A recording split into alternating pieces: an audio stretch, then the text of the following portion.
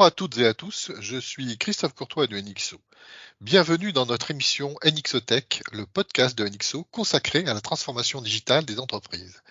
Aujourd'hui, nous retrouvons Estelle Monnier et Franck Bonnard pour un nouvel épisode consacré à l'industrie 4.0. Ils nous expliquent pourquoi nos métiers et nos pratiques doivent évoluer en partant du principe que l'OT, ce n'est pas nécessairement de l'IT. Explication. Dans l'épisode précédent, nous vous avons parlé du contexte et des enjeux autour de l'industrie 4.0. Aujourd'hui, dans ce nouvel épisode, nous allons comprendre pourquoi notre métier et nos pratiques doivent évoluer, et comme dirait mon tuteur, parce que l'OT, c'est pas de l'IT. Ou plus précisément, derrière cette phrase un peu provocatrice, c'est vrai, il faut prendre conscience que nous n'allons pas répondre aux attentes des systèmes industriels en appliquant brutalement des recettes IT. Et en même temps, l'OT a besoin de tout ce que l'on sait faire aujourd'hui côté IT pour faire face à une menace cyber de très haut niveau, de plus en plus complexe et efficace. Étape 1, la culture. Commençons par le commencement. Franck, au sein d'une usine 4.0, puisque les machines sont connectées au réseau, les teams IT et OT doivent communiquer et travailler ensemble, c'est ça ? Tu as raison, il faut commencer par là. Et ce n'est pas une mince affaire. Les cultures, les habitudes, les visions sont très différentes entre ces deux équipes. Juste pour un exemple, d'un côté IT, la priorité va être donnée à la protection des données, quitte en ultime recours à débrancher le réseau. Du côté OT, la priorité, c'est bien souvent la production, et au contraire, le fait de maintenir celle-ci coûte que coûte, parce qu'il en va de l'enjeu de la productivité et de la rentabilité de l'entreprise. Ces deux métiers ont des vraies difficultés à travailler ensemble, puisque chacun a ses propres codes et son vocabulaire. En fait, en outil, tant que ça marche, on ne remet pas en cause et on ne met pas, par exemple, à jour les équipements. Ce qui peut paraître un peu fou face à des failles quand on les identifie pour une équipe IT, par exemple. Donc oui, les teams IT et OT doivent communiquer entre elles, mais c'est encore difficile de nos jours.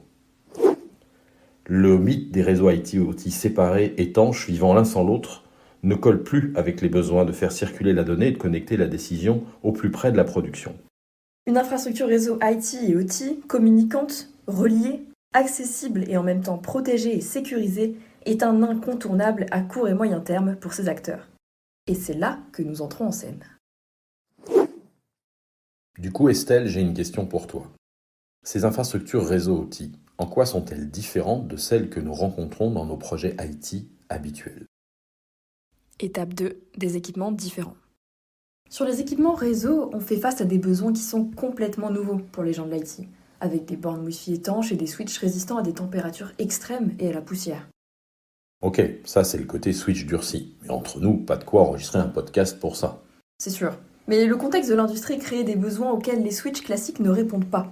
Si un technicien veut vérifier que sa machine est bien connectée, ou qu'il veut faire des réglages, il ne va pas aller faire des allers-retours jusqu'au local technique à l'autre bout de l'usine. Il a besoin d'avoir son switch au plus près du process et des machines. Cela change l'architecture et on sort des locaux techniques habituels. La maintenance est aussi réalisée par les équipes OT, à tout moment de la production, d'où la présence d'une carte SD à transférer dans le switch de remplacement pour injecter automatiquement la configuration et redémarrer au plus vite. D'ailleurs, le délai de reboot d'un switch industriel est un de ses critères de performance. Étonnant, hein ? J'avoue que tu marques un point. Au final, il ne s'agit pas d'avoir des switches durcis, mais d'avoir une solution qui colle réellement à l'exploitation en mode industriel.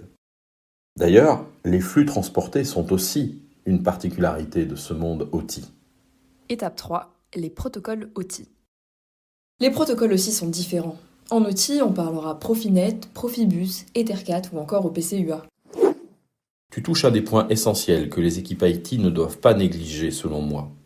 Ces protocoles, au départ portés sur des bus terrain et progressivement migrés vers IP, n'ont pas tous été conçus secure by design, comme on dit aujourd'hui. Ils ont leurs failles propres, leurs faiblesses intrinsèques. Pour pouvoir les surveiller, par exemple, les protéger, il faut des outils spécifiques de visualisation de ces flux, capables d'en déchiffrer le contenu, d'analyser leur trame et même de détecter des changements de variables dans des ordres donnés à des automates, par exemple. Certains sont même taille sensitive et s'appuient sur des mécanismes réseau que seuls certains switches savent prendre en charge. L'erreur serait donc de penser qu'il suffit de construire un réseau IT avec des switches, des architectures et des mécanismes comme d'hab pour gérer ces environnements industriels. C'est ça. Et d'ailleurs, il faut avoir en tête un principe d'architecture qui colle aux normes industrielles et qui aujourd'hui encore fait référence aux yeux des équipes OT. Le schéma dit de Purdue, du nom de l'université américaine où il a été formalisé. et le décrire dans un podcast audio. Voilà maintenant ton défi. Étape 4, le schéma de Purdue. En OT, au niveau de la sécurité du réseau industriel, on parlera du schéma de Purdue. Pour répondre aux normes industrielles, il faut donc séparer les réseaux IT et OT par ce qu'on appelle une DMZ, pour zone démilitarisée. La zone OT, c'est le réseau où on va connecter les machines, les actionneurs et le SCADA. Ça constitue les niveaux 0 à 3 du schéma de Purdue. Elle est donc constituée de ses propres cœurs de réseau et possiblement des switches d'agrégation afin de relier les cœurs aux cellules industrielles, donc les lignes de production, où l'on va connecter les machines et filtrer les flux échangés entre elles. La DMZ industrielle se situe entre les niveaux 3 et 4 de Purdue et est constituée de firewalls pour filtrer les flux entre l'OT et l'IT. La zone IT, donc les niveaux 4 et 5 de Purdue, c'est la zone que l'on connaît. On y raccordera les cœurs de réseau IT, les data centers, les contrôleurs et bornes Wi-Fi, etc., etc. Il y aura enfin une DMZ vers Internet, assez classique pour filtrer les flux envoyés vers Internet. Donc, si on comprend bien, il est nécessaire de prévoir une séparation physique des réseaux IT et OT interconnectés en toute sécurité pour respecter ce fameux schéma de Purdue. Cela peut paraître surprenant à l'heure où le cloisonnement logique des réseaux et où les mécaniques de microsegmentation permettraient sans doute aux gens de l'IT que nous sommes de fabriquer un seul et unique réseau sécurisé. Mais l'industrie évolue à son rythme, au rythme des normes et des pratiques, a besoin de se rassurer et d'avancer progressivement vers l'interconnexion et la convergence de ces réseaux. Et le schéma de Purdue a sans doute encore de nombreux jours devant lui. D'accord, eh bien merci Franck pour ces clarifications. Donc si on récapitule, il faut s'adapter à ce monde industriel à la fois dans la culture, dans les équipements, dans les protocoles, et tout en respectant le schéma de Purdue. Et oui, au final, l'OT, c'est pas de l'IT. Eh bien, voilà qui conclut ce second épisode consacré à l'industrie 4.0. Nous espérons qu'il vous aura intéressé, et si c'est le cas, n'hésitez pas à le relayer. Vous pouvez aussi nous faire part de vos remarques en commentaire ou contacter NXO pour aller plus loin. À bientôt!